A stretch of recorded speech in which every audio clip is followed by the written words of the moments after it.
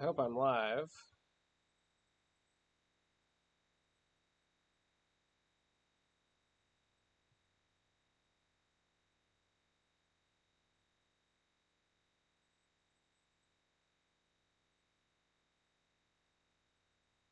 A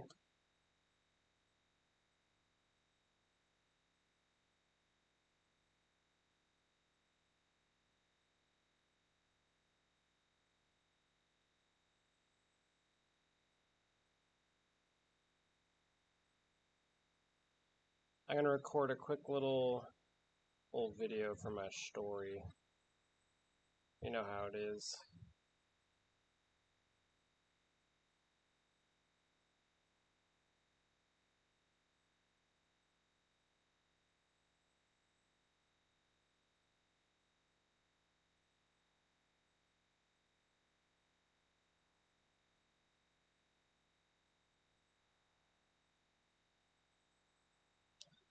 Sweet.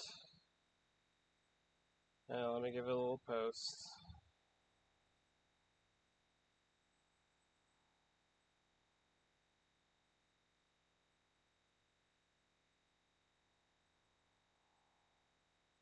Airglow is looking a lot weaker tonight than it was last night, but you know, we'll keep our eyes peeled.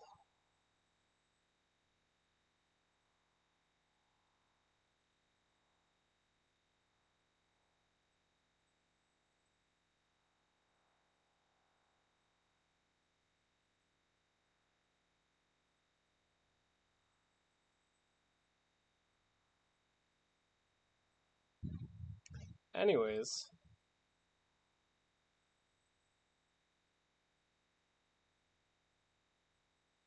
I'm gonna toss a little cover over my my giant laptop. Hello from Australia. Wish I had clear skies like you. Australia's usually pretty good. Depends where you are, though. Hello from Houston, Texas. I am not too far. Also in Texas. And it seems like there's a lot of space stuff happening in Texas lately.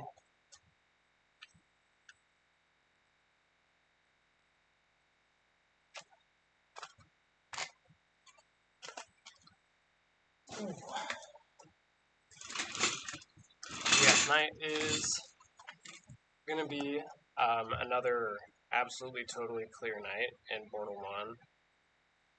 And we are definitely getting busy.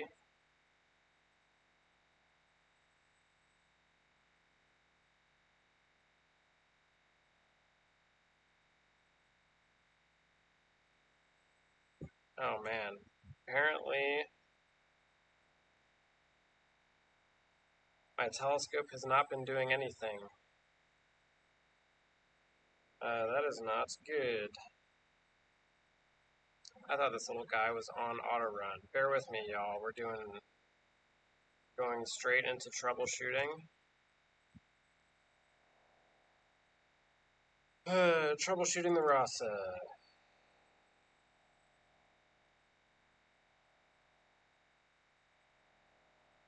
I should be getting some good photos right now, but I'm not seeing too much communication from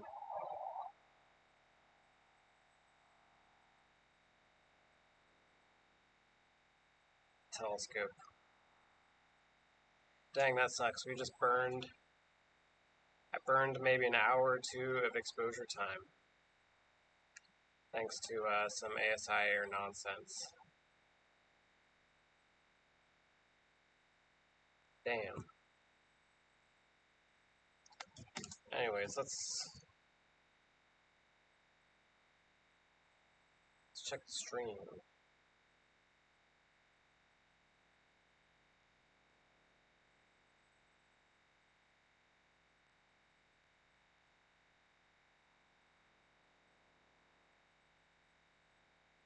Why is the camera so blurry?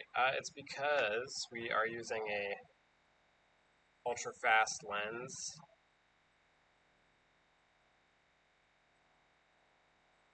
Capture is active.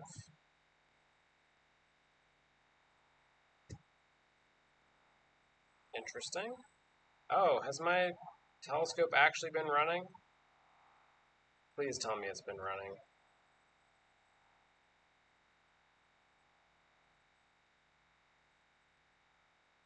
Yeah, it's because I'm using a fast lens and I'm focused on the Milky Way right now instead of my face.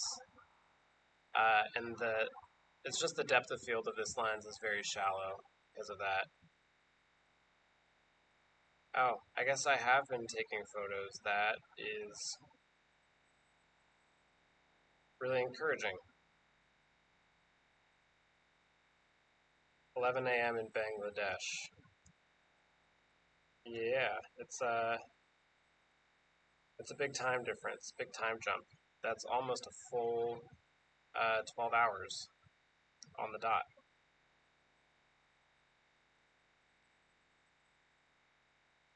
Completely overcast in NZ. I feel like that's a common thing in NZ, which really sucks for deep sky, but I feel like all of the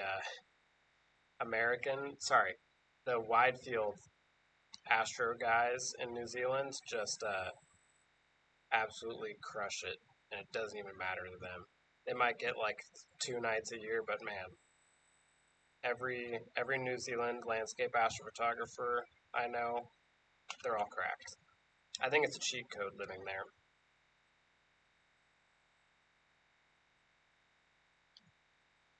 We are not out near Big Bend, Ryan. We are closer to the geographical center in Texas.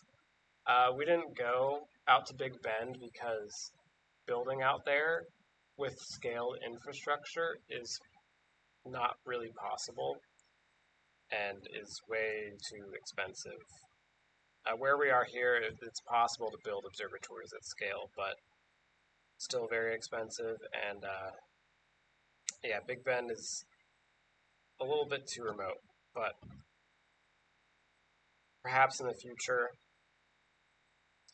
we may do another observatory further west. But the weather pattern here is pretty similar to how it is in Marfa. It is a little bit more humid in the summer than it is in Marfa. Of course, you get pretty dry out there, but winters here are very dry. What is the closest town to the Border 1 site? Brady, Texas is technically the closest town. Good evening from Kansas City, currently imaging in severe clear conditions. Great things you are doing for the community. Thanks, anytime. I like that term, severe clear conditions. That's good. Hey Bray, I was wondering, how do you target faraway objects like nebulae? Would it theoretically be possible with a regular 70 to 300 millimeter DSLR lens? Yeah, there's a lot of stuff you could do with a lens like that. You better start using your telescope, Ian. I swear. Yeah, 70 to 300 mil lens. You could do. I'm assuming you have the kit 70 to 300, in which case you'll want to do some brighter things like the Lagoon Nebula, the Andromeda Galaxy, North America Nebula. All of those things, if you have a tracker and you have dark skies, those will all work. Um, you'll be able to see nebulas, but you need a tracker so that you can do long exposures and actually collect the light because 300 mil lenses can be pretty slow sometimes. But as long as you have the tracker, there's a whole bunch you can do with a 300 mil lens. But yeah. Oh, Ian, you should home your mount before you slew it.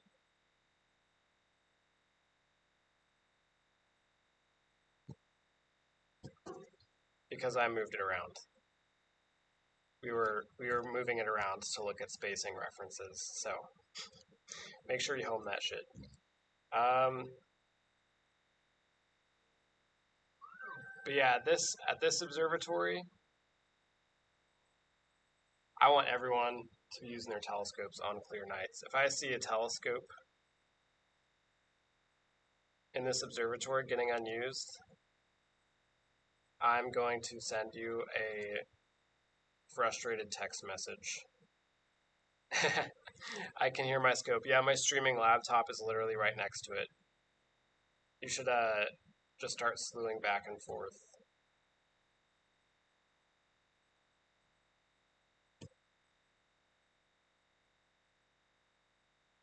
How are the bugs tonight?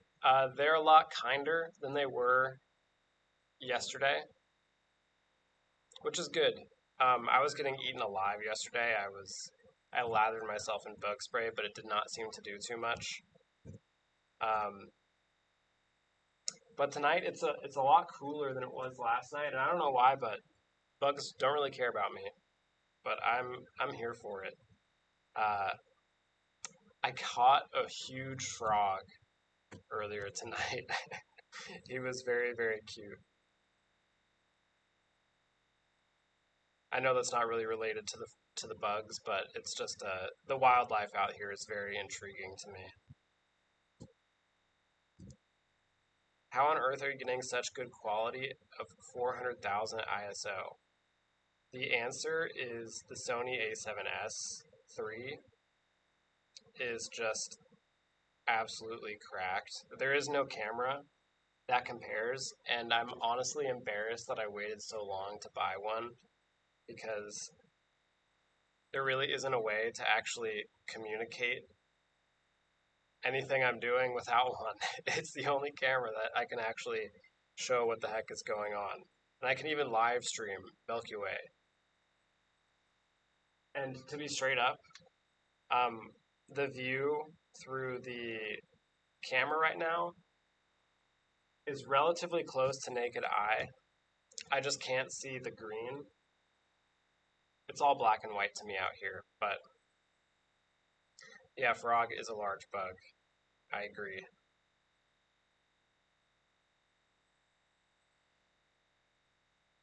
Yeah, the view is pretty bananas. If you want to hear what else is pretty nuts, I'm doing 10-minute exposures with the Rasa because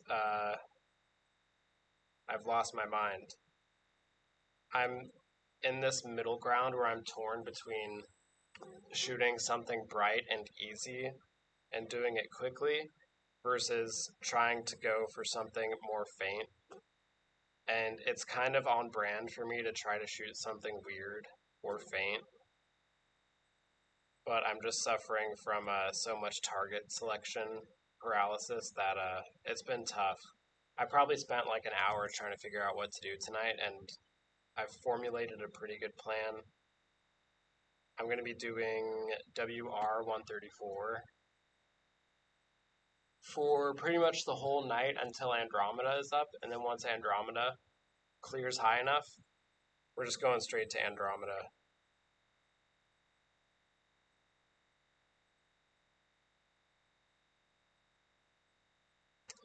Oh yeah, so hot right now. WR 154. It's the hot nebula ever since Trevor shot it.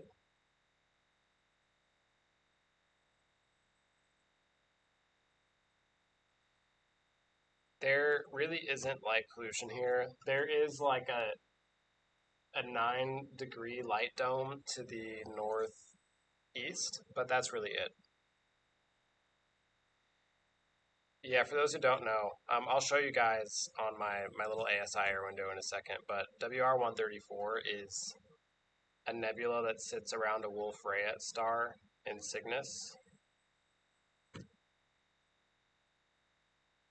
And it's very cool. It's very violent looking, and it's just this crazy O3 nebula that I haven't ever shot before just because I've been so occupied with other things. But I think of all of the O3 nebulas, it's actually one of the brighter ones that's out there. So we have a decent chance to get something tasty in one night at F2 if I go hard on it. So we'll see how it goes. But yeah, WR 134, it's the hot nebula. everybody shot it last year.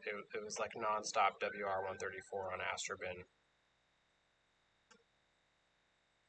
I tried to get music on the stream last night, but I'm still using my laptop's built-in mic, and it just would not let me play music.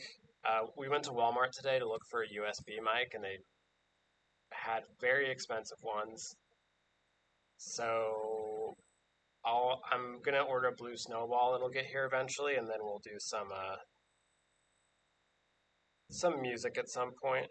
Have a better time. How low in degrees can you go there and get good data? That's a good question. There are directions where, I mean, most directions here, it's really just northwest. There's a tiny light dome, but you could probably push really low. The problem is you're going to get pretty bad seeing that low on the horizon and gradients. So good data is kind of relative in the scheme of things, but there is no light dome for almost every angle out here. So you can go low if you're willing to shoot blurry data. I have an R8 with no tracker. Any idea what specs I should get in an Astro lens? I would pick up something that's wide and fast, just to do some Milky Way type stuff.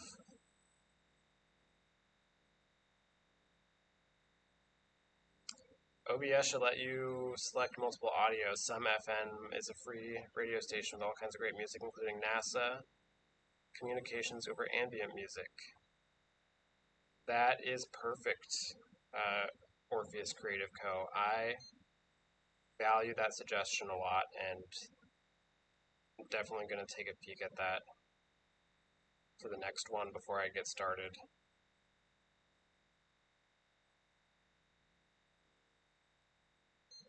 Don't do music. Okay, maybe I won't do music. I kind of like, excuse me, I like the idea of music when I have to go get food or use the restroom or have a water break. I think it's good to fill the dead space.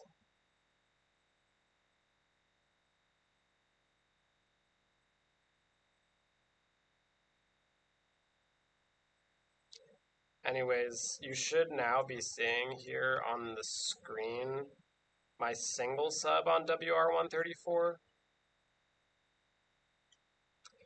And I have exposed very, very deeply.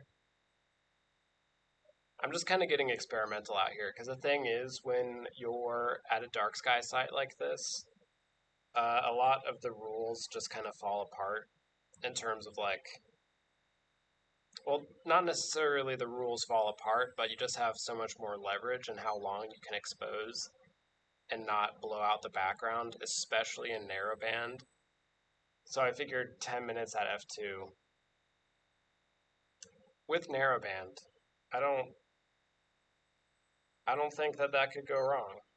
And so we're giving it a try. I also wanted to try shooting something that was faint 03 with my dual narrowband system, because I want to eventually start using this thing to check for new nebulas, and I need to know how it performs with these background isolation things, because this blue is going to be difficult to really isolate out from the H alpha, and that's the one struggle with doing one-shot color narrowband, is getting these signals separated out cleanly. But there are some tricky things we can do to really pull the data out.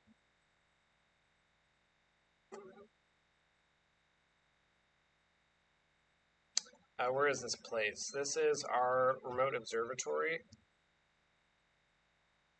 that we have set up in Central Texas. You can see the roof behind me over here. The roof opens and closes when it's clear on a nice night like this. Does Bro sleep? As of late, no. It's been a rough couple 4 days where I've just been sending it all night, every night. But when it's new moon like this, you gotta go hard. So I'm out here shooting B-roll, shooting time lapses, doing a lot of shooting, trying to edit as much as I can in post. But yeah, I'm gonna be up. I think I'm gonna take some dispersed naps tonight. I'm gonna stream until I feel like I'm gonna crash, and then I'll probably get up closer to meridian flip time or whenever Andromeda is high enough, and then I'm just gonna swap over to Andromeda.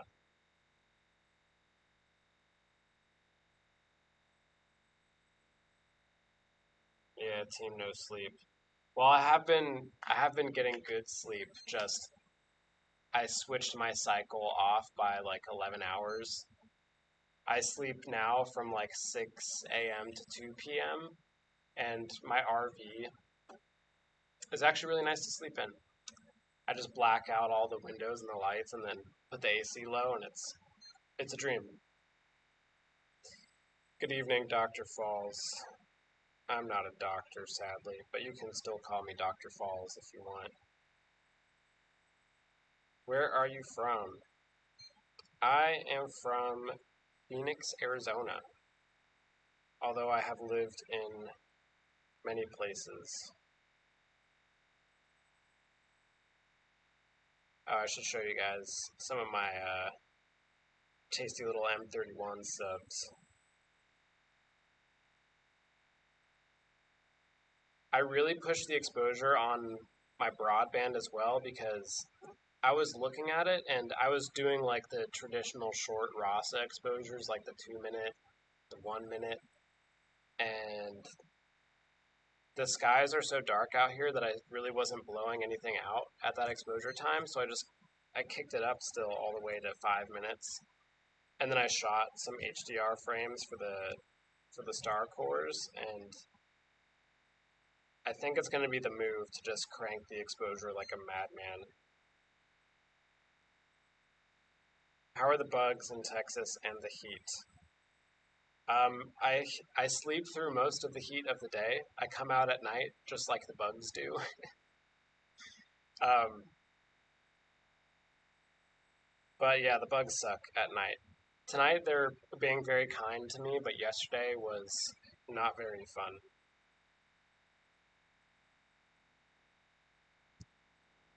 Man, my left jaw feels like it popped out socket. Ugh.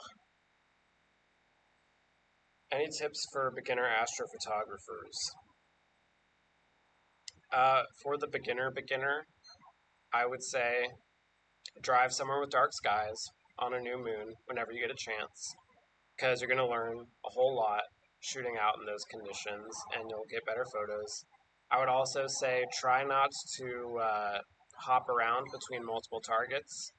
I would say your tolerance for patience and in target selection will really pay off for your image quality.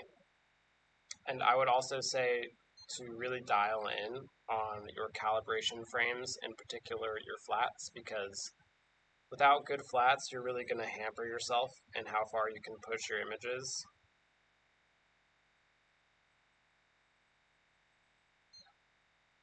Man, my HEM 27 is guiding like a boat going through the Drake Passage. What region of the Milky Way is behind us? We're seeing Sagittarius, Serpens, Scorpius, Corona Australis, Scutum, and a whole bunch of other constellations and regions. There's a lot out right now. I think this mount prefers to really just be aggressive on the guiding, so we're gonna let it be aggressive in RA so that it can fight the stupid PE. I shot the crescent at Portal 2.5 and it was one of my worst photos. Well, I would hope that that would be your fault and not the Portal 2.5's fault.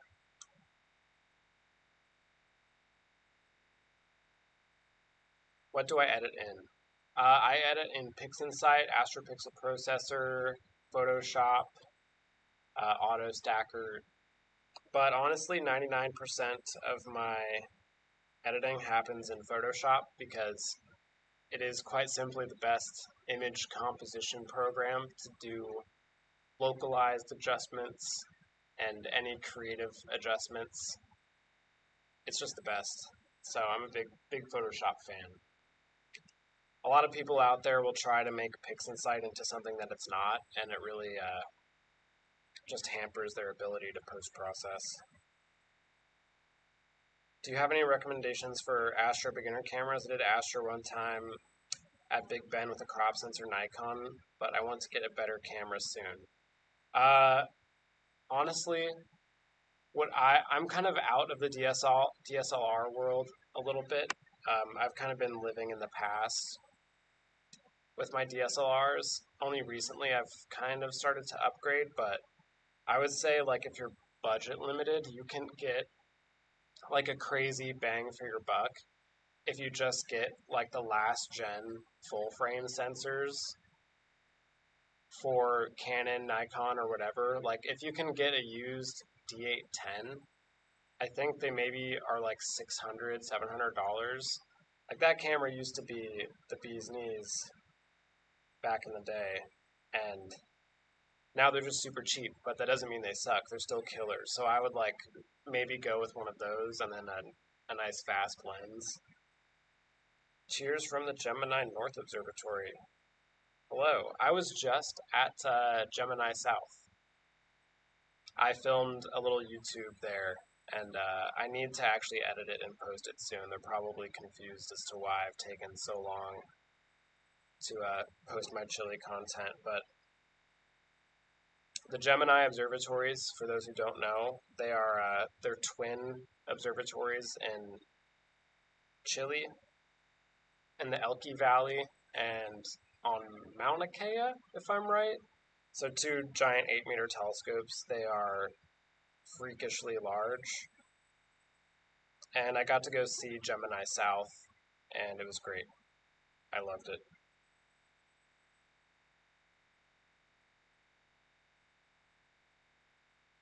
Whenever I do longer exposures, I get super bright stars. Don't see much nebula, especially for wide shots. Is there any way to beat that? What's your setup, Joshua? Are you doing like DSLR wide angle Milky Way, or are you doing telescope stuff? Yeah, I'm definitely able. Oh, there's just a meteor behind my head. Or a plane. Yeah, I can see this view with my naked eye, and it looks the same. It's just there's no color to it. DSLR wide. If you're getting, oh, what lens are you using? And are you using a tracker?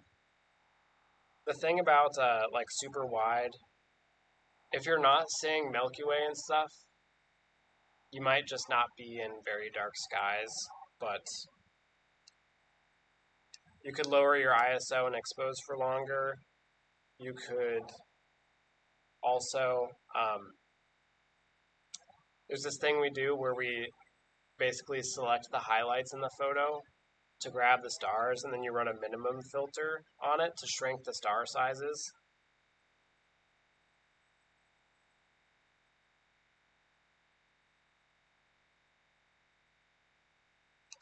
Yeah, that's cool that the Gemini observatories cross-pollinate between Chile and Hawaii.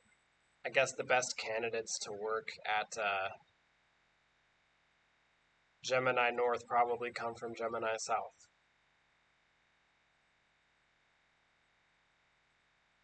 Wow, my Rasa did not focus.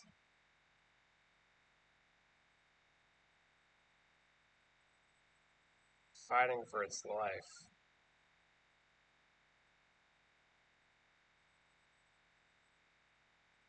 Bear with me here while we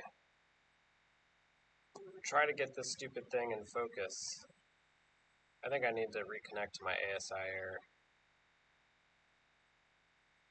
This little guy is not happy. There we go. Now we will force it to be in focus.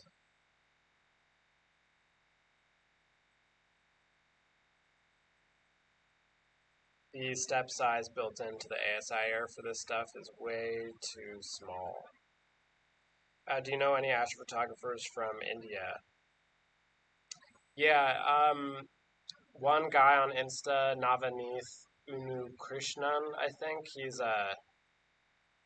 He's more of a landscape, nature, general photographer, but he's got a lot of really nice Milky Way shots from Spiti, I believe it's called. And he got a lot of good photos.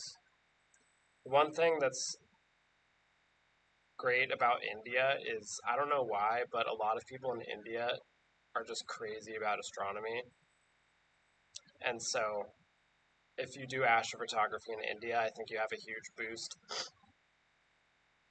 just because people there are such fans.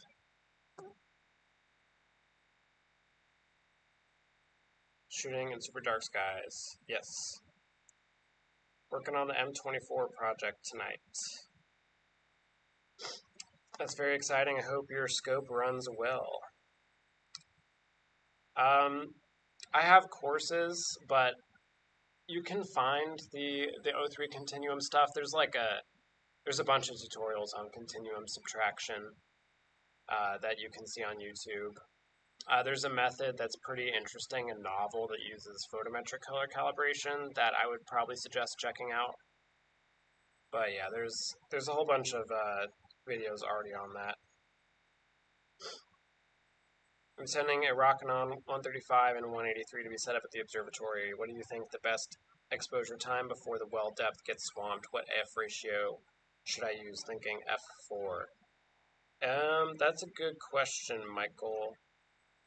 Honestly,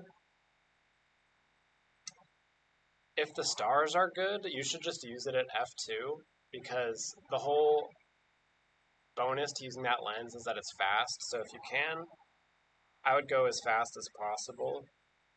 And the thing with the 183 is it does get swamped super quick. You definitely don't want to use super long exposures or high gain. I would honestly bring it up to like F3, maybe F3.5, maybe F2.8, and then just maybe go 1 minute long exposures and try to keep your gain down so you don't get too much amp glow. And I think you should do pretty well.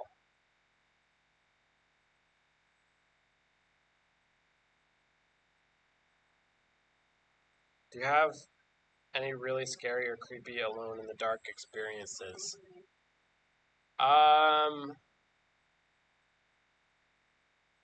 Honestly, the only kind of sus situation I was in, I wasn't alone, but I went up to this spot off the I-17 in Arizona to go do some landscape Milky Way, and there was this guy just tweaked out in his car at where we parked for our shooting spot. So that's probably the most illegal or sketchy thing I've seen is just a guy off his rocks.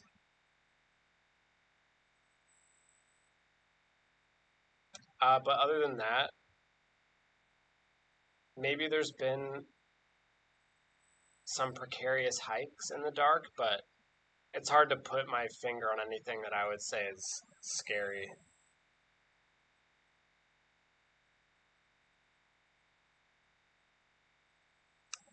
Oh yeah, honestly, I would say the most sketchy, like scared I've been on a hike was when we were in Chile.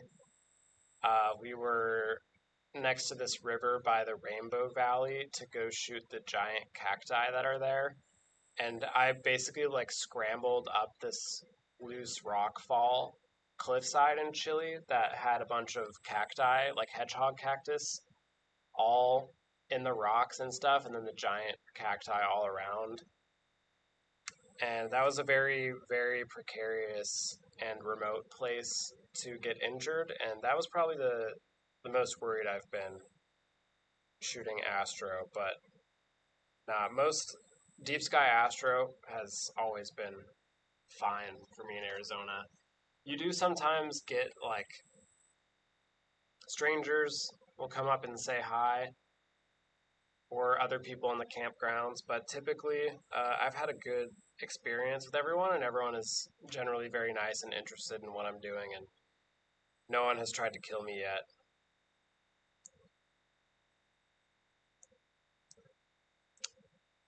So, yeah.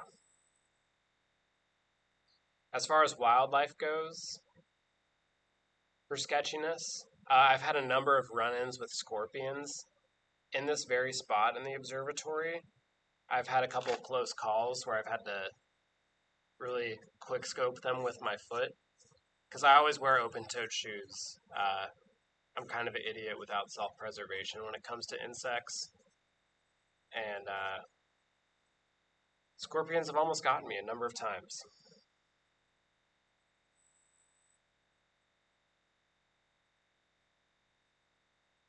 Live footage of the sky. Hello, Aaliyah Marcus. Yeah, this is some live stargazing. No green screen here. I should probably actually show you guys uh, my telescope and stuff because I am I have left it on this field for too long. Let me pan you around. I'm gonna blast my face with the light of the sun here for a moment. You can see how extreme sensitive this camera is because uh, I am very dimly lit, but I'm absolutely blown out right now. The Sony is a crazy camera. If anyone from Sony is watching this, please sponsor me.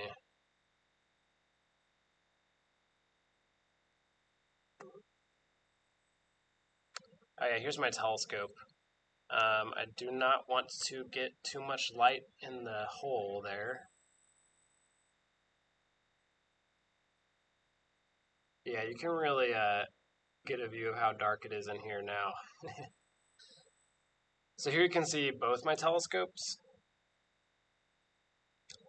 That I don't think that was a shooting star. I think that was just a bug. I'm sorry.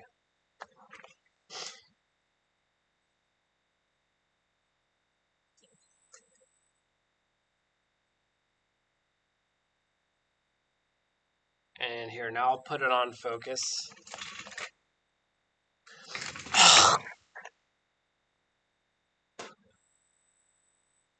Excuse me. So now we're focused for the telescope. And you can see right now, I'm shooting some images with the Rasa 8, which is a quite strange telescope because the camera sits up here at the top instead of at the back. But this means it's super ultra fast, which is the most important thing in my life right now. Fast telescopes, fast cars, you know how it is. I don't actually like fast cars. I drive a Toyota Tacoma.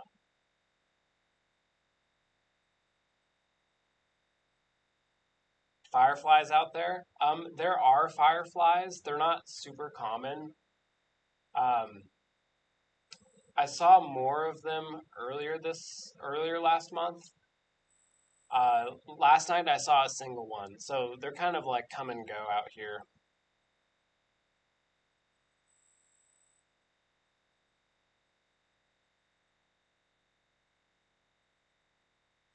Thank you, Arcade.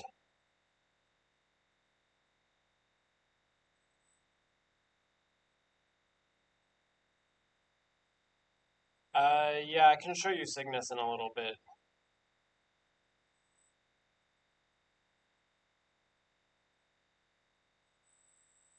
One thing you might notice in here is that the sky is very faintly green, and this is because of air glow.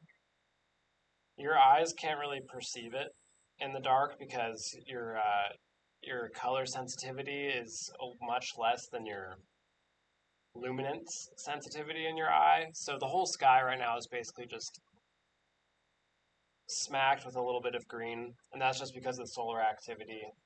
The air glow becomes quite strong. I think it's nitrous oxide gets excited in our atmosphere, and then it emits this light. Yeah, I'm in the USA. We are in Texas at the moment.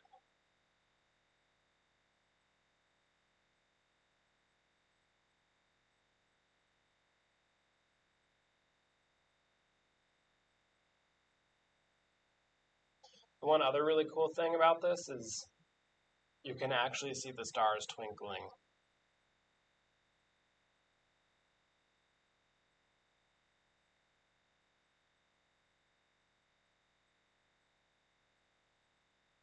Yes, I will show you Cygnus. Only because you used the magic word.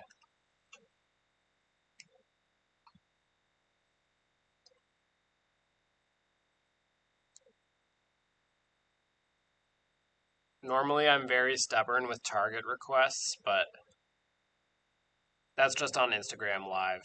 Because people always ask to see things that I can't actually show them because I'm limited to the phone. But here on YouTube, we're a bit more flexible. No, the stars twinkling is because of the atmosphere. It's looking a little noisy. I'm going to crank my exposure up and my ISO down a little bit because Cygnus is a little bit fainter than other parts of the sky.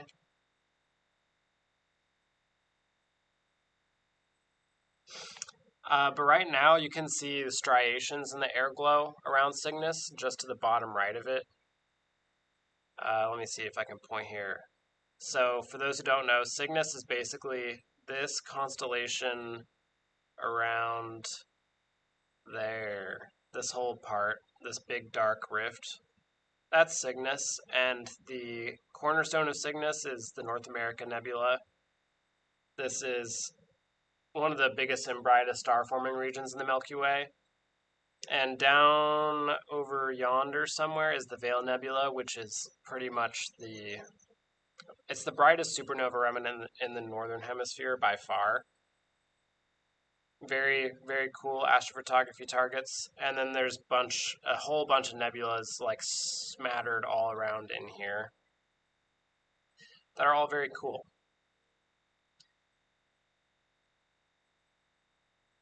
I actually have a discovery in Cygnus that lives in northern Cygnus, just around here.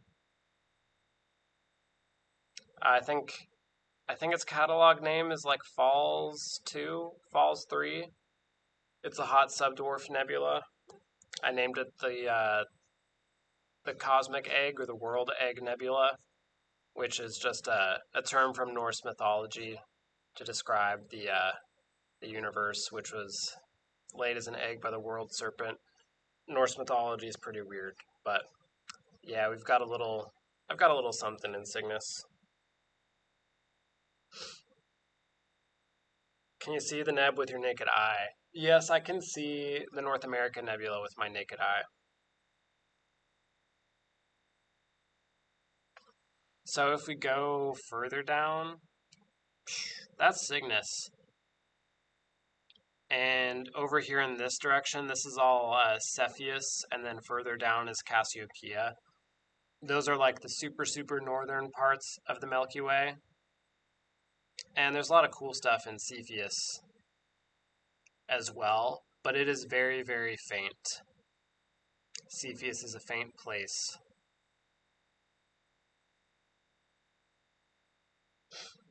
And just down, actually, no, it's about here in Cassiopeia. I actually have my own supernova remnant discovery about here, the same size as the Veil. So our supernova Nereides is about here, and then the Veil is about there. But they're two like twin supernova remnants that are equal in size, but the Veil is probably like 1,000 times brighter than Nereides.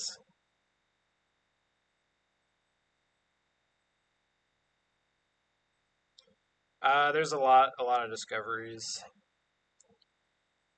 Yeah, when it was out of focus, you could see the stars.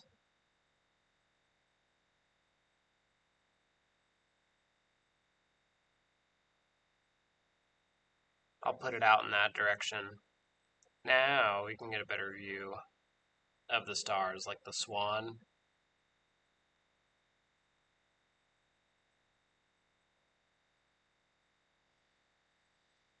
I hope there's a meteor.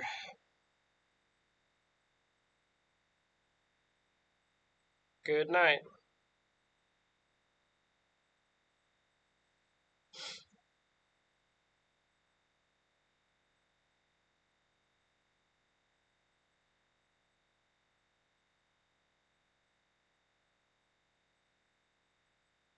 Yeah, the stars honestly disappear when this thing gets in focus. It's the star eater algorithm at work. It thinks it's hot pixels and then they just evaporate. Which I honestly don't mind because it helps to show the nebula more when the stars get eaten alive. So I like it.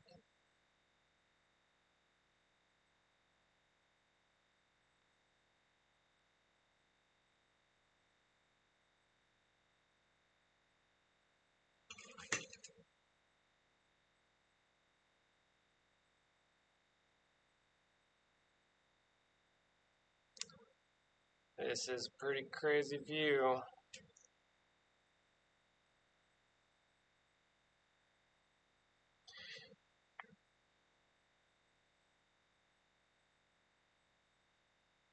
I'm never going to astromod this camera. If I astromodded this camera, I would ruin it because it would ruin the video color balance, and this camera is just for the videos.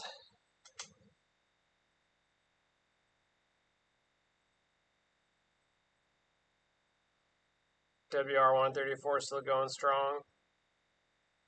As you can see, we're ripping out a ton of signal from this thing. Gotta love F2.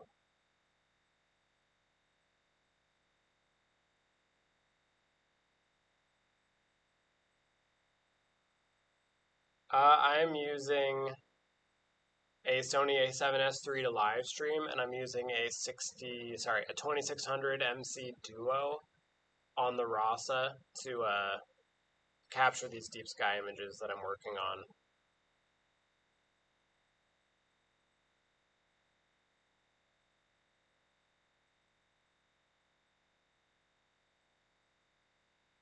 We got some coyotes.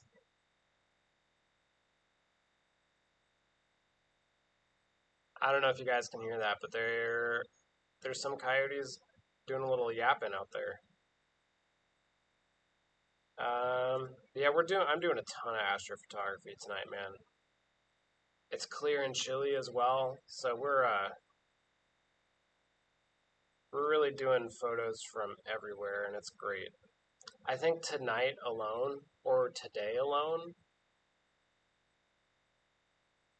I'll have captured like 7 hours of data from Namibia, 7 or 8 hours from Chile, so that's 16 hours. From here, I will also get another 16 or so hours. So just today alone, I'm probably up like 35, 40 hours of integration time, which is nuts. It's a very busy new moon night for me, but I absolutely love it.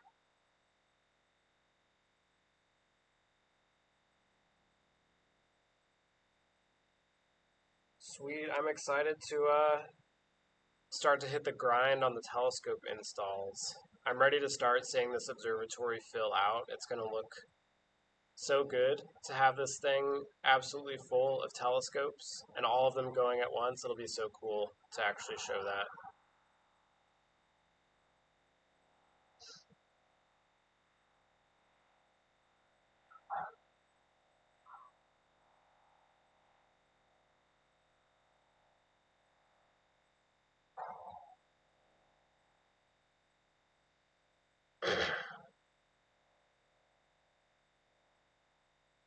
Will I be staying out here for the summer? Yeah, for the most part, I will be. I am fully on that grind, and we're gonna be building more buildings next month. So the goal is to expand. So I'm definitely gonna be staying busy out here, uh, hitting the installs and getting everything up and running.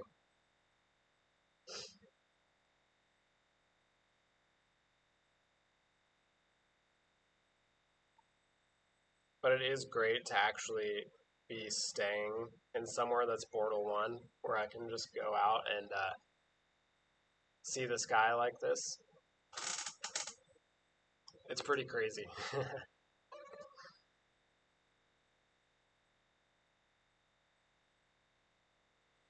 Yeah, I'm imaging at SRO as well. I'm imaging from all over the place. I have telescopes everywhere. I'm a huge customer of remote observatories.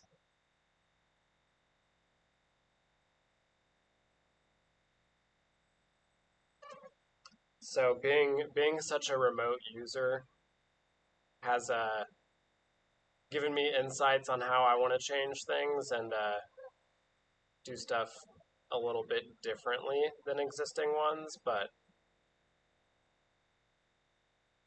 yeah, remote observatories are all pretty great in general.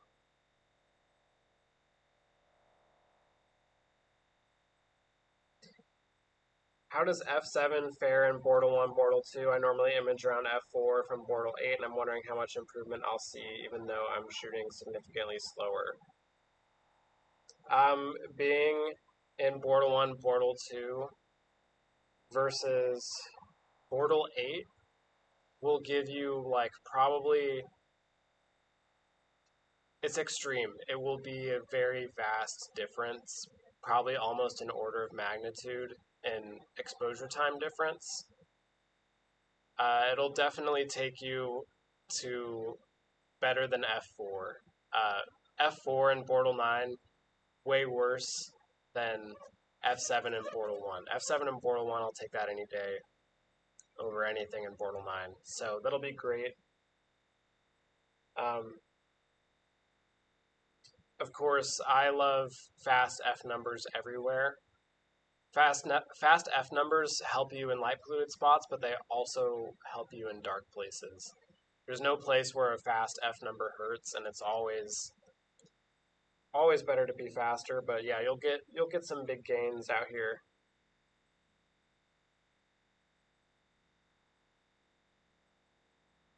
Yes, I can see detail in the Milky Way naked eye. It's Portal 1. There's a lot. There's a lot of detail to be had out here.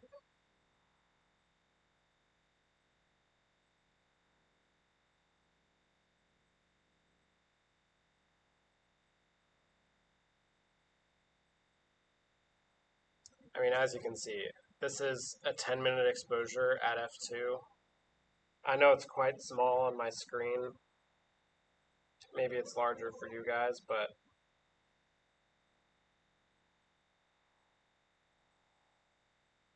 using the raw side f2, even narrowband, this thing looks like a stacked exposure.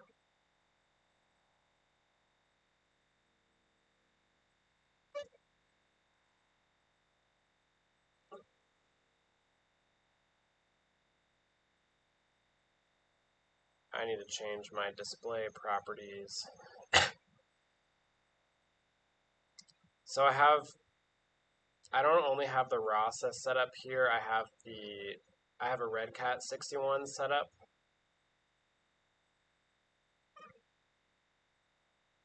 And my display settings are all fudged because I don't have a dummy plug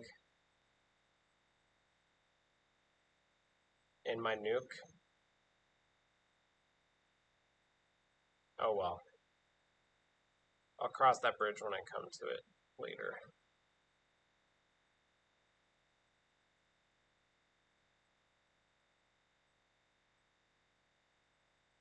What is your favorite focal length for astrophotography? That's a very good question. Um, I think personally that the perfect focal length for me is like 375 millimeters with a full frame. That's probably the most comfy spot for me to be in. You get a nice 6 to 200, something fast, and put yourself just below 400, and it's great.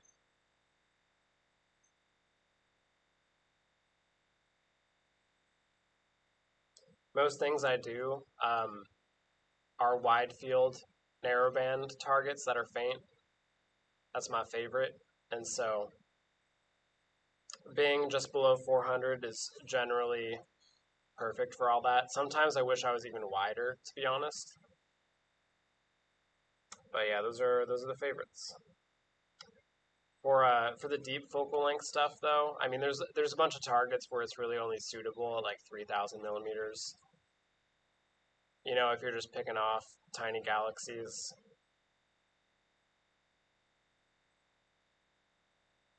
Do we need to send anything to mount the mini PC to the pier? No, I don't think you should have to. We'll just use like some Velcro tape and zip ties, and it'll secure it very sturdily to the pier. Mine is on my pier with just Velcro tape right now, so we'll be able to get you attached. You shouldn't have to worry about that part of the install.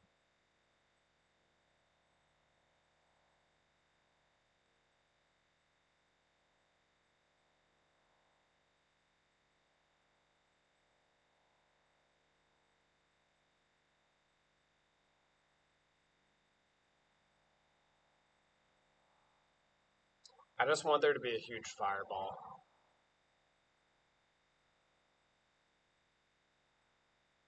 Man, I'm getting mosquito bites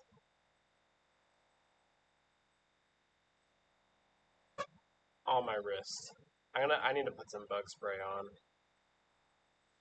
Bear with me. This bug spray is worn off and they're hitting me in my weak spots.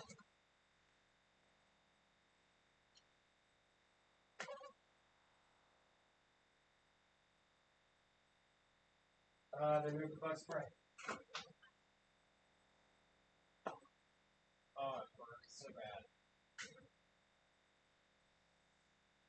Oh.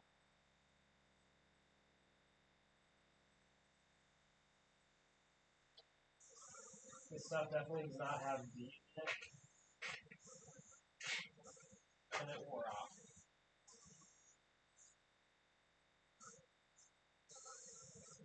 I have to make sure I get my shoulders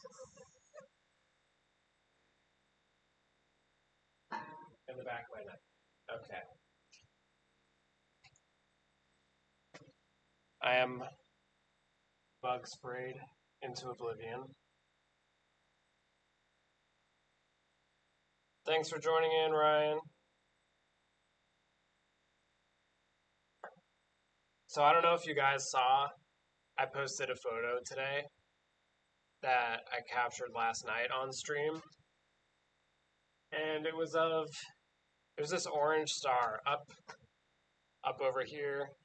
That's called Antares, and it's got a cool nebula around it called Rho Ophiuchi. But you should go see my Instagram post because it was a pretty cool looking one. I was happy with that row. It's very difficult to get a good row, and I think we did a good job with one night of data.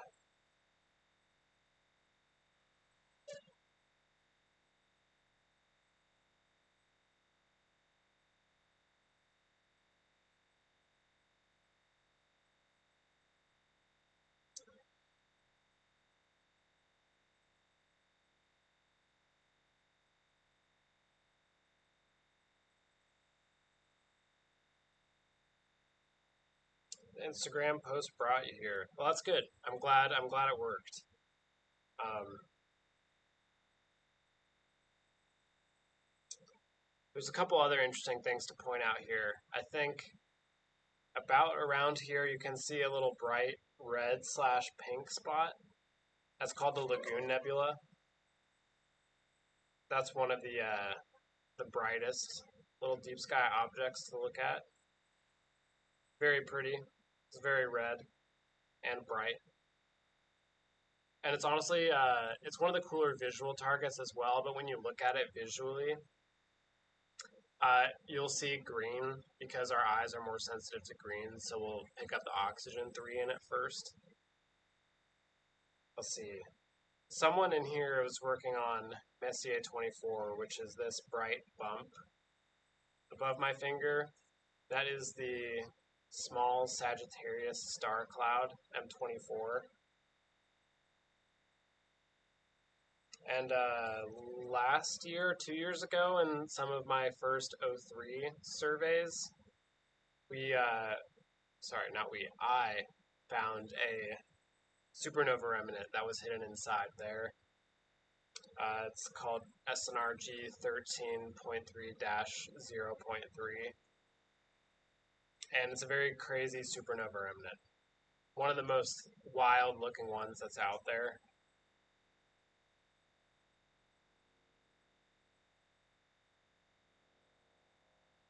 Looks like lightning, or like the red sprites that shoot out from above storms.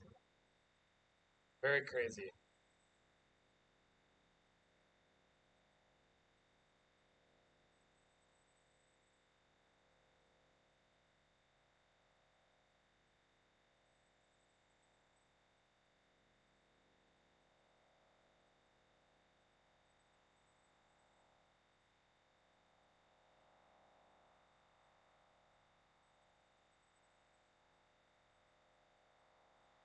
I feel like going for WR134 was a mistake.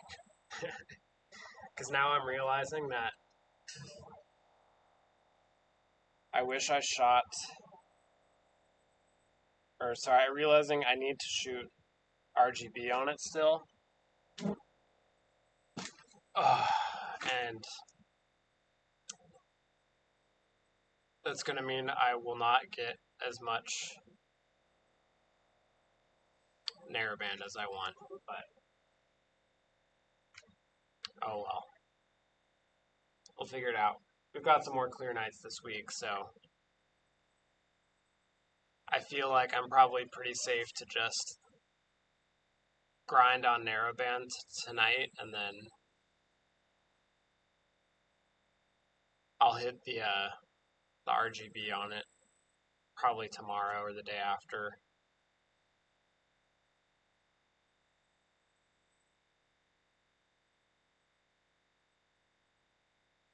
I could only wish for dark sky, for a sky that dark. Shooting the Perseus double cluster currently. It must be pretty late where you are if you got Perseus double cluster. Cassiopeia is only just now starting to come up for me. Right now I'm doing the WR134, and I'm going to be trying to wrap up Andromeda later. I've got a couple hours on it, but I would really, really love to have like a nutty and deep Andromeda galaxy image.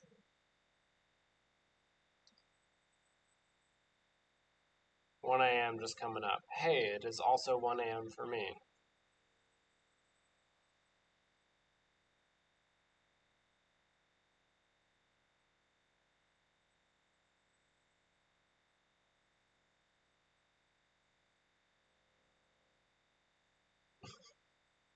You know, the funny thing is, I could probably tell you where that new supernova remnant is.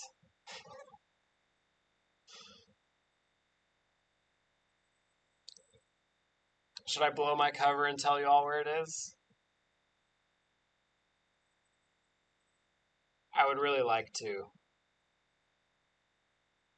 For those who don't know, last stream I was talking about a supernova I've been working on for over a year. It's gonna be my my magnum opus. It's the largest supernova ever discovered by amateurs and also the highest galactic latitude SNR ever. And I've been hitting the grind on it. It's actually why I sent my telescope to Chile, because I needed the time to finish it.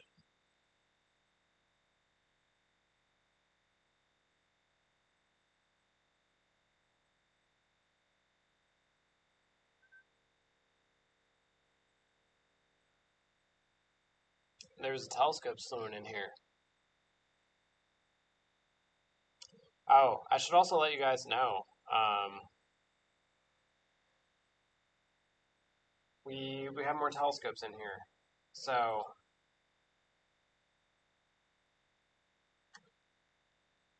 man, I wish I could. I need a way to read chat and listen to music.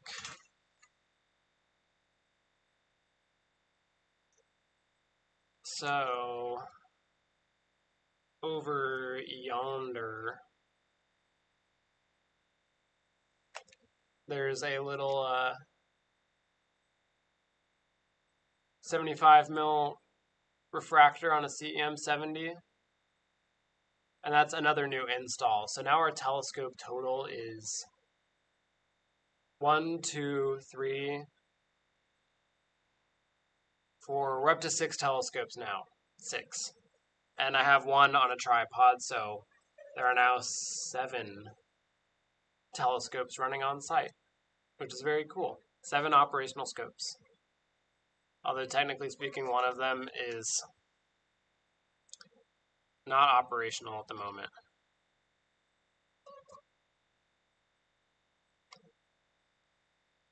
I'm going to put you guys up to meteor camera level. You guys are going to be the all sky.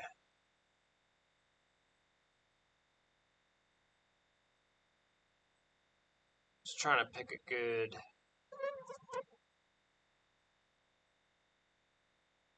framing for this. It's hard to frame when this thing is inverted.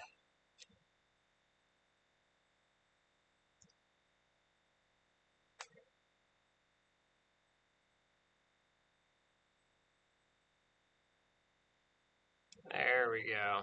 I'm just going to get you guys straight on the juice zone.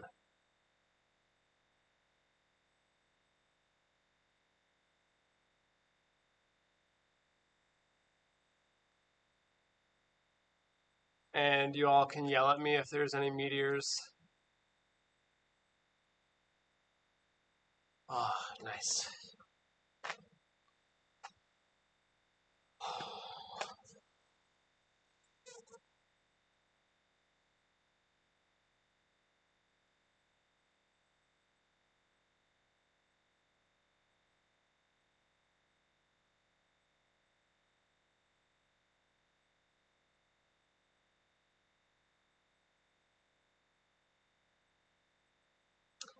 How do you all handle cable management?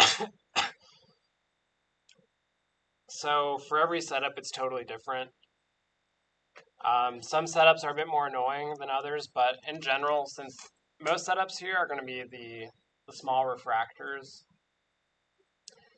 unless you have a system that you are already running via like a on mount power, like let's say you have like a Paramount Mighty and you've got onboard power on the mount, we'll cable it as you had it when you were using the setup. You know, if it ain't broke, don't fix it. We'll use whatever cabling setup you were using with whatever you had included. And then apart from that, it's all about zip tie action. And the goal is, well, one, if you have a rotator, things get complex, but it's just to have one cable or one bundle of cables coming down from the telescope end off to the south. So you'll have all of your cables in a neat bundle going down to your pier. That way you can slew anywhere in the sky and you're not going to have any chance for a snag. Systems where it gets more complicated, it's honestly not that complicated for most systems. It's really if you have a mount that's maybe something like the Skywatcher CQ350, where the the ports on it were designed by a 5-year-old, then cable management becomes really weird. But otherwise, for most mounts, it's pretty standard. Just get everything neat with zip ties and have a nice cable bundle coming off the back.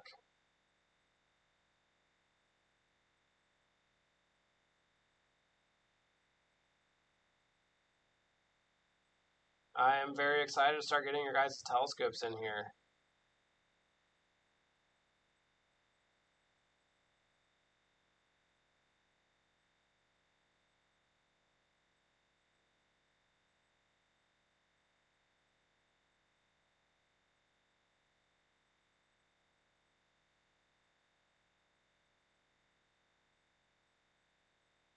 Oh, my face is blocking the core.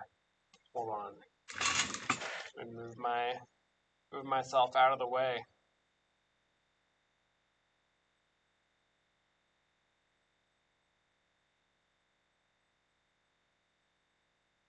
Yeah, the ASI camera hub makes a lot of that stuff super simple.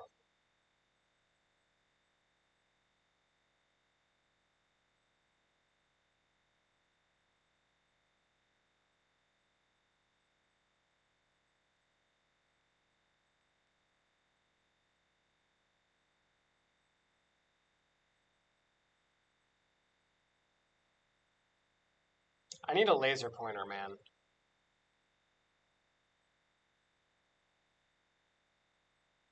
I'm going to order that on Amazon next. Definitely need a laser pointer, because I need to be able to do some star tours that don't involve me winging my arms in front of the camera like a buffoon.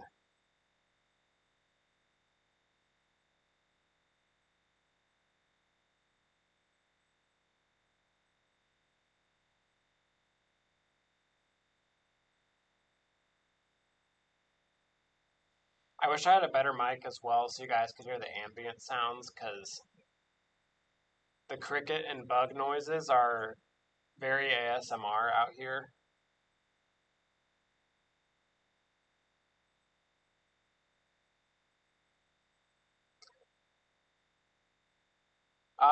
We will be setting up the network down here, and we'll hand over like an account to you that you can just change the password to for your TP link, and it should be able to do the setup that way.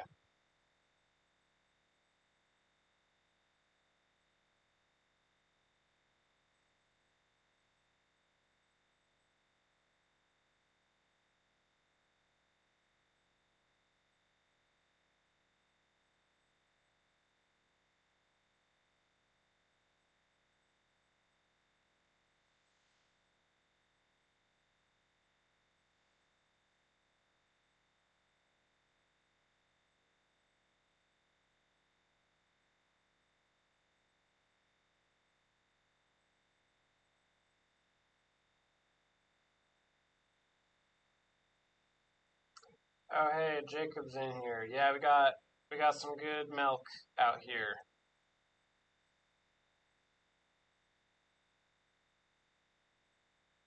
Nothing but milk.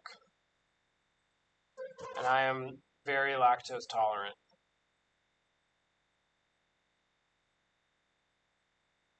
And this is real time milk as well. This is well, my exposures are pretty slow, but as you can see,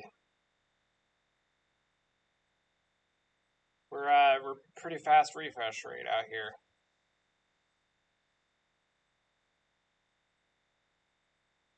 And I'm doing a little unconventional f2 one shot color narrowband imaging just to see what happens.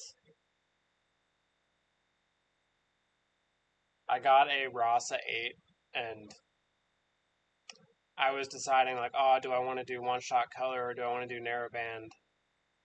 And I said, I'll just do one shot color because it's just like such a no brainer to pumping out deep images quickly in Bortle 1. But then on the other hand, I was like, narrowband is my jam, and I would love to do fast narrowband from out here.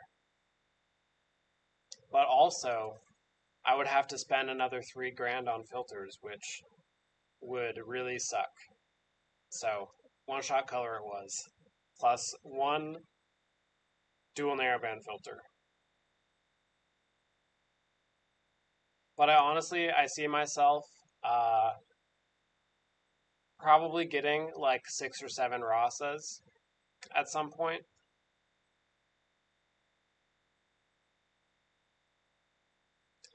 Yeah, the thing is, two Rasas are never enough because you'll still want your colors. So you'll need, at a minimum, 3 Rasas is the move. You get one with the one shot color, and the other two are mono, and that's perfect. But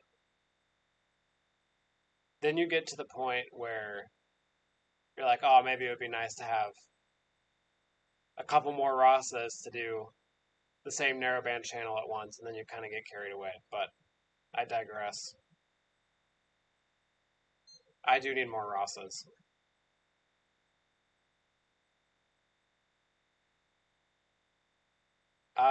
Yeah, I did watch the Terrence Howard podcast, and that guy is absolutely off his marbles. It was really funny to listen to that.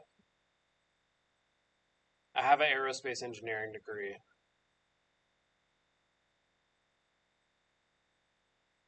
Sharpstar f2.8 130 millimeter newt. How are the mechanics on that newt, Rocket City Astro? Because I'm in a weird boat right now where I want to upgrade my FSQ-85 system in Namibia because F5.6 ain't cutting it for me anymore. And my thought was that I was going to get an Epsilon 180, but those are never in stock and they're really expensive. But I know a lot of people using them remote and they're very mechanically stable. Once you get it dialed, it's kind of dialed. And that's appealing to me. I have not seen a lot of Sharpstar f2.8s remote in comparison. It seems like the Epsilon is kind of the newt of choice.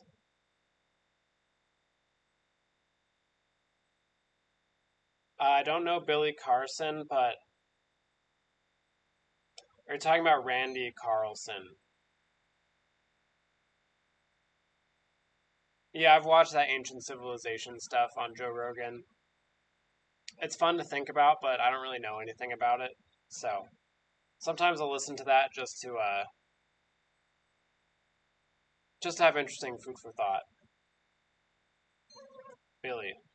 No, I did not see Billy's.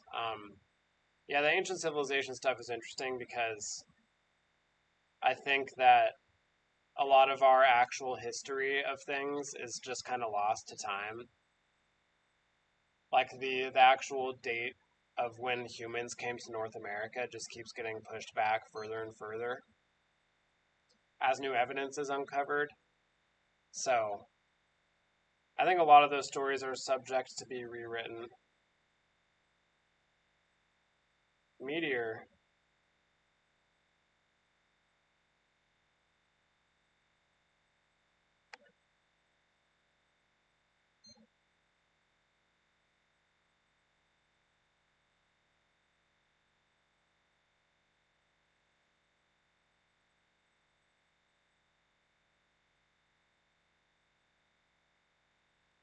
I'm replaying the stream to try to see the meteor.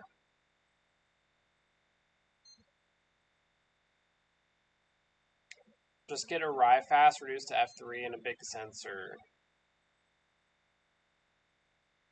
Yeah, I have edited some data from RyFast and they're nice, but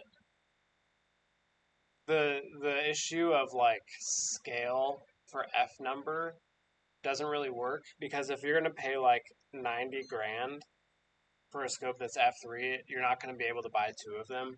But in comparison, if you were gonna drop that much on like 30 Rasas, then you could hit a virtual F number that's like F 0.1 or something absolutely bananas. So the Rasa is still king if you want to scale. Otherwise, the ASA UFW 300 at f1.3 for 75,000 euros is the only other option that works, and it's also a RASA type prime focus system. One of those by itself will get you to the territory of 4 RASAs just in one scope for F number. Let's see, the equation you have to use if you're going to do the math on that, it's the focal ratio divided by the square root of the telescopes you have. So if you had 4 RASAs, yeah, an ASA UFW is the equivalent to like 3.5 RASA telescopes. So, but the cost per is less efficient than the RASA still.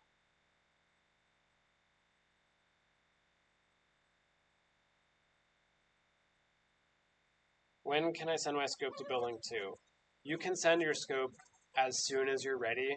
We're ready to collect any and all telescopes. So if you're sitting and watching this and wondering when to send your stuff, the answer is now, because the buildings are running and we're out here and we're just ready to hit the grind on the telescope install. So if you got it, we'll take it whenever.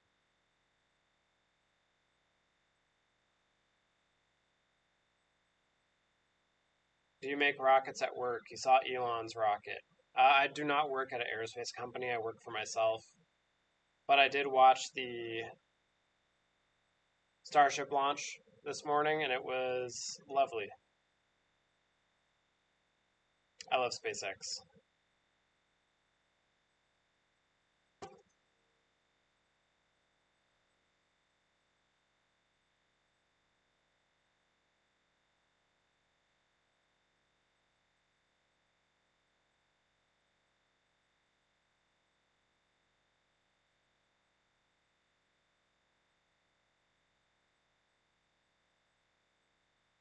Bottom right meteor.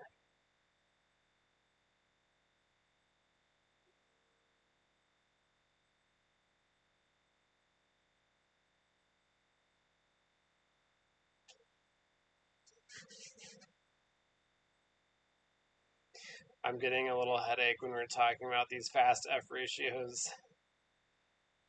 Like 2, considering I will go to F6 soon. Well, I mean, it's just, it's all about your trade-offs. The one thing I can basically never shoot is high res, because that requires a very big telescope.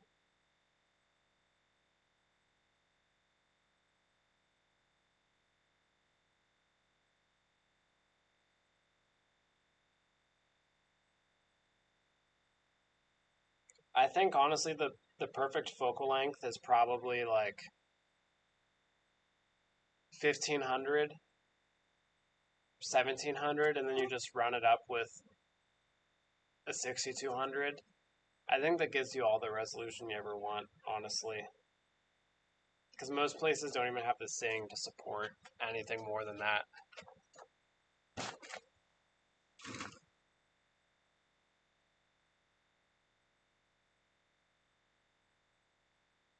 Yeah, I've seen Bob Lazar's stuff.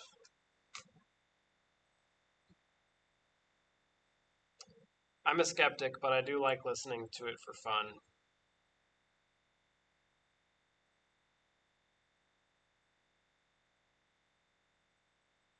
Now the real question is, will 10-minute exposures at f2 allow me to only stack 11 subs and still have a good time?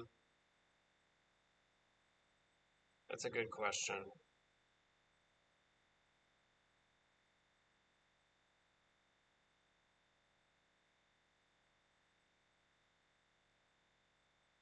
Yeah, deep galaxy images are very cool.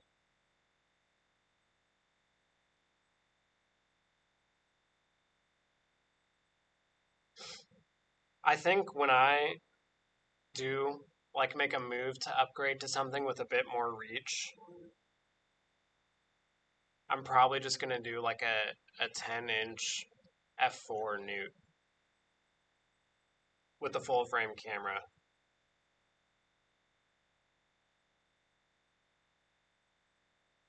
Like if you can get a Lacerda Photo Newton 10-inch f4, I see a lot of great photos with those.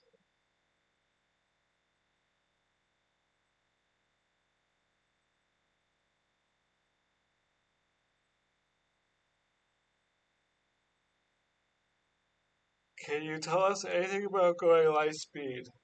I can tell you that it's not physically possible, but that's about it. I never took physics 3 in college. We only went up to physics 2 for aero.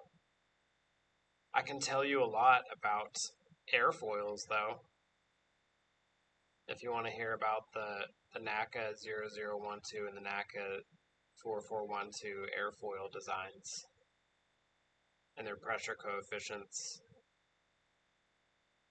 But other than that, I'm pretty dry on my general relativity knowledge.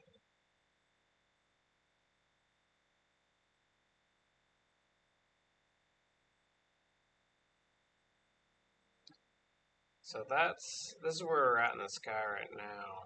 In a little bit, we're gonna go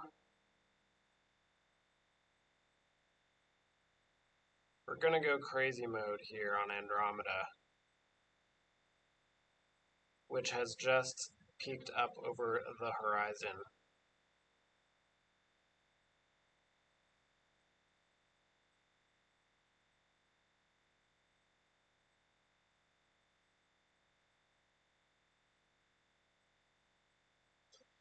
Yeah, 1500 seems like it's the spot to be.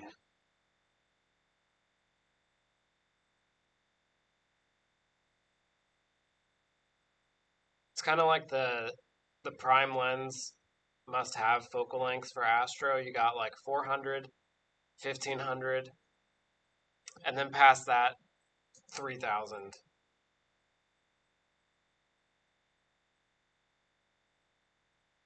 What kind of seeing do you get in Spain?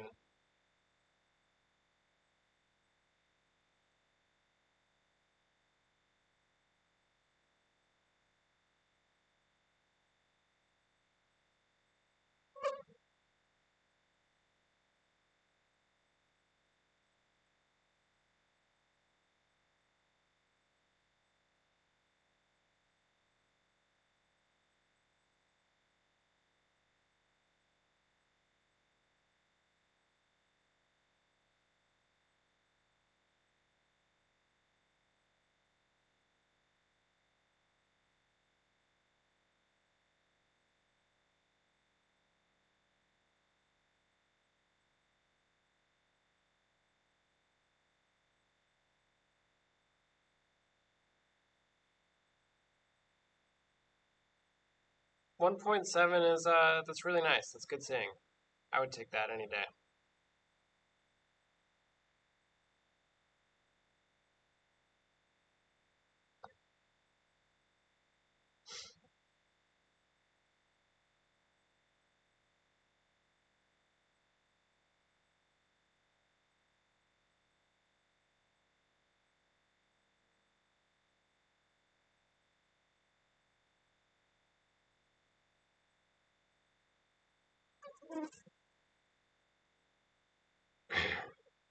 You know, one target that I really tried this year. I don't know if you guys know the star Spica, but Spica actually has a huge HA bubble around it called the Spica Nebula.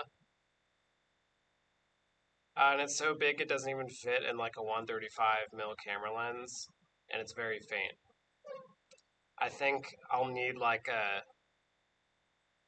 some kind of dragonfly array to go for it at some point, but definitely a cool one.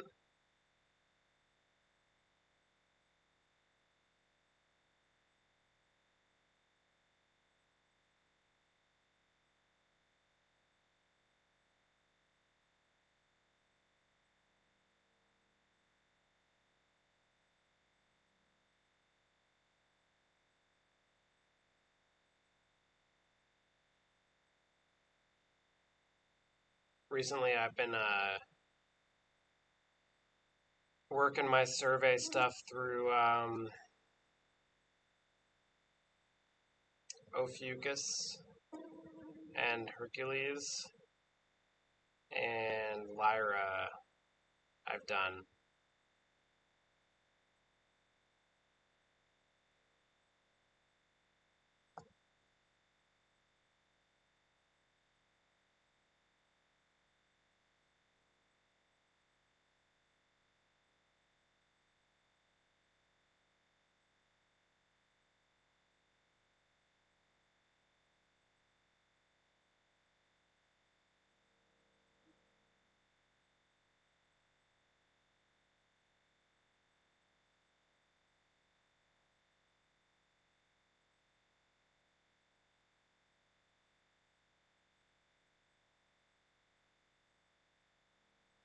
Yeah, one day we'll probably travel to another star, I hope. I do know Vega. Me and Vega go way back.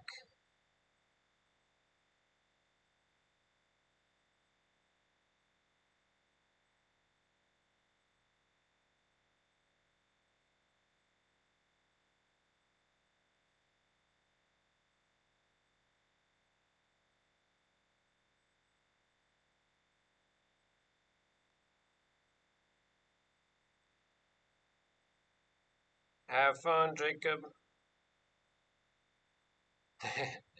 I'm dreaming for clouds at this point. I want to go to sleep, but I don't think the stars will let me.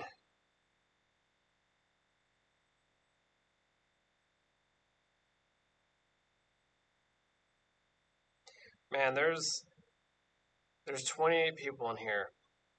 If any of you guys are in the States, you should go to sleep.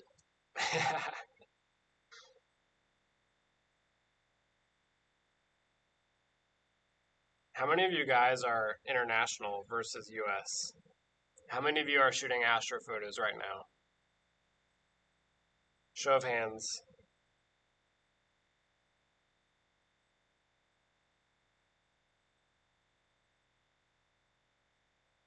You know, having been a victim of chronic sleep deprivation, I can say it wreaks havoc on the body. Make sure you get some good sleep.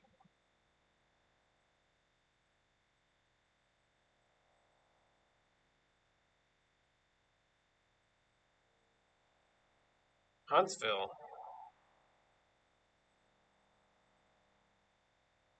High clouds in Arizona. You guys are about to hit monsoon season. How does it feel?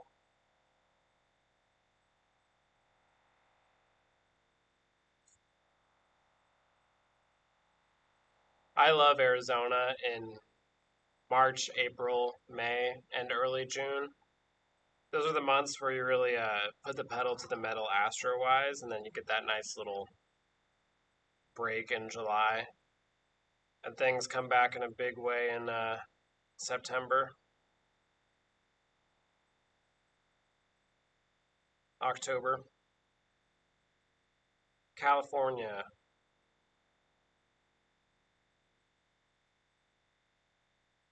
I'm from Arizona. That's where I grew up. Too humid to go outside in Florida. Yeah. Right now, it's literally perfect stargazing weather. It's not super dry, it's not too humid. It's, I think, 73 degrees. And it's probably like one of the most comfortable shooting experiences I've ever had. I love it. If I were in Phoenix right now, it would be like 95 at night and I would be sweating like a pig.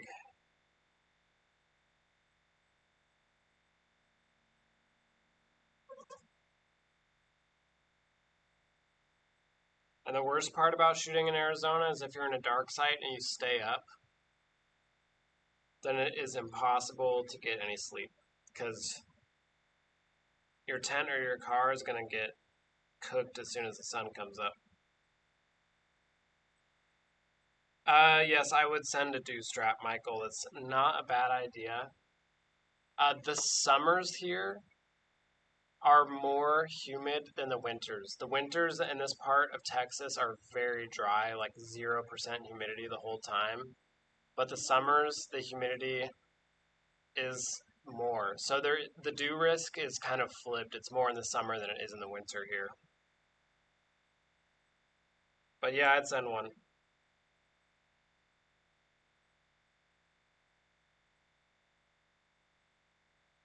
No Astro until August. That hurts.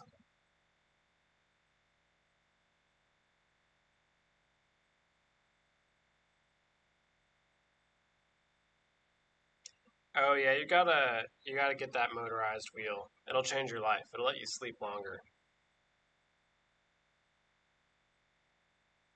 Although to be honest, I think I could probably get away with a manual wheel because I usually only ever shoot one filter per night, unless it's like a RGB night.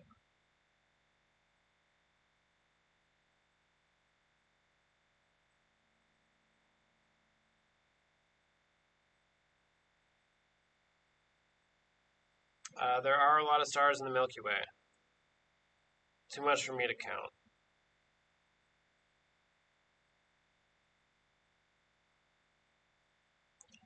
Gotta turn the wheel. That sounds like a metaphor for life. We're all just out here turning the wheel, you know what I mean? I'm out here trying to shove my fingers into my photon cage to get the filter slider out.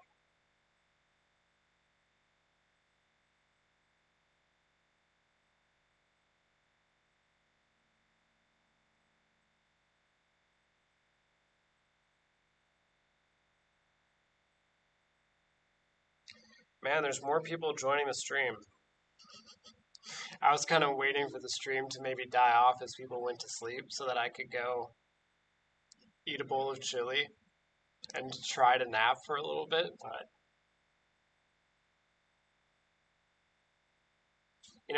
let me check the weather forecast.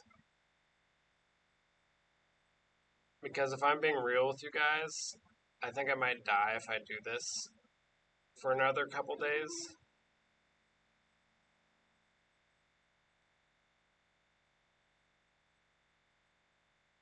Okay, so bad news. Tomorrow night is also totally clear. And thunderstorm Sunday, then the next night is totally clear. And then the night after that, it's totally clear. And the night after that, it's totally clear. And the night after that, it's totally clear. So I think this week is going to be the end of me.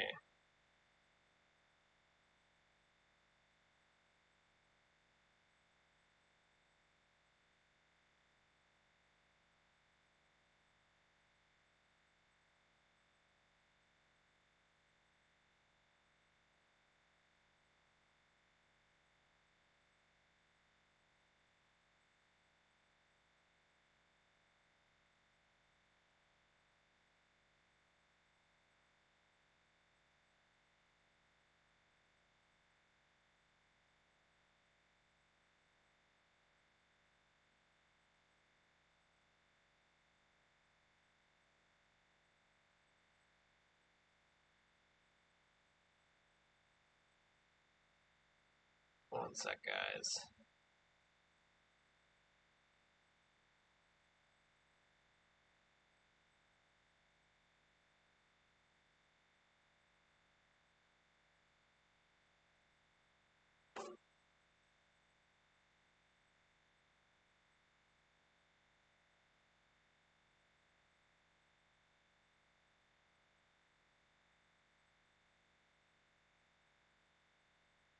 Yeah, you all have June gloom in LA, don't you?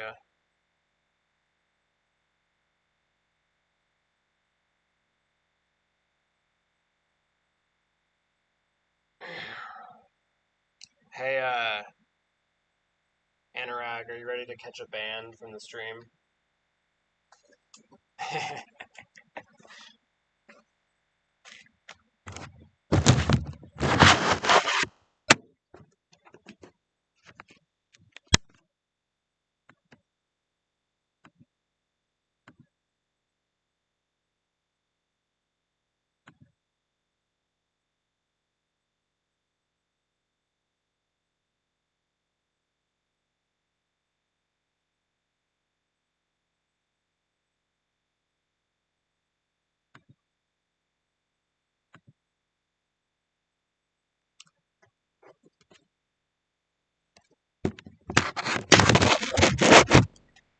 I hope you enjoy Timeout Zone. Ooh.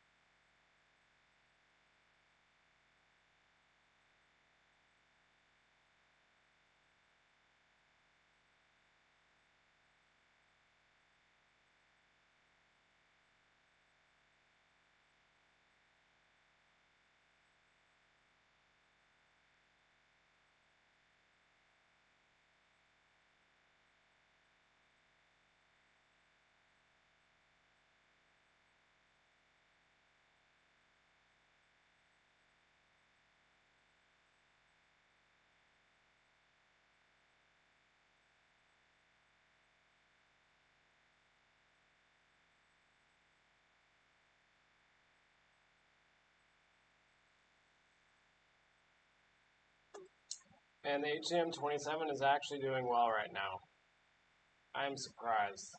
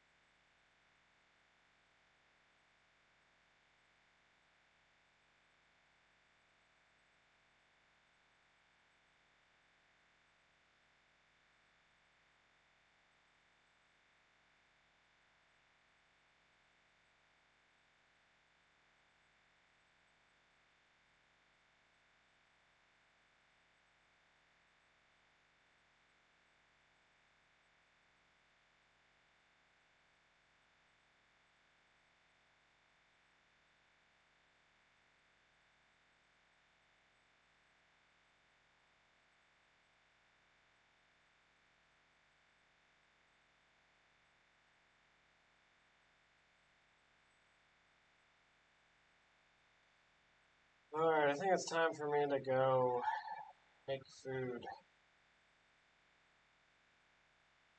and try to sleep for a little bit.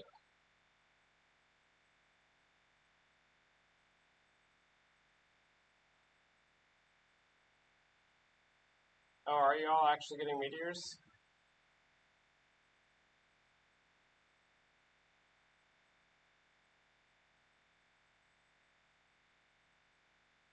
You know, if you guys are getting meteors, I'll just leave I'll just leave the camera running so that you can watch.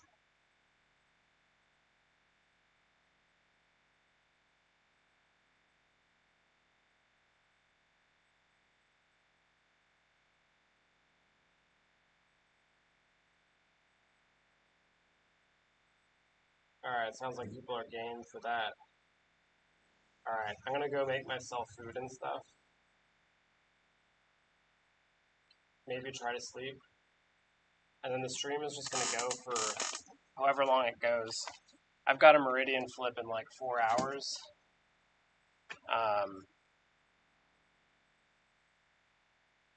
Well, yeah, that's about it.